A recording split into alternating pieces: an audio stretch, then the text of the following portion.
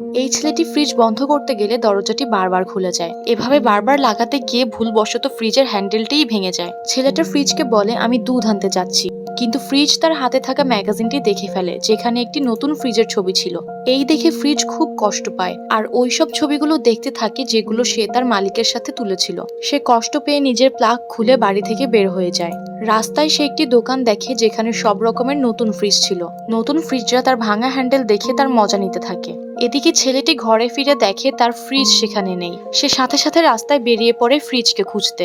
সে নতুন ফ্রিজদের কাছে তার ফ্রিজের ব্যাপারে জিজ্ঞেস করে, কিন্তু কেউ তার সাহায্য করে না। তখনই একটি ছোট্ট ফ্রিজ তার হাত দিয়ে ইশারা করে ছেলেটিকে রাস্তা দেখায়। এদিকে ফ্রিজটি যেতে যেতে রাস্তায় এক দোলনা পেয়ে বসে পড়ে আর নিজের সাথে তোলা মালিকের ছবি দেখে কষ্ট পেতে থাকে। তখনই ছেলেটি ফ্রিজের কাছে এসে তাকে নরম স্বরে বলে, আমি তো শুধু একটি নতুন হ্যান্ডেল কিনতে গিয়েছি।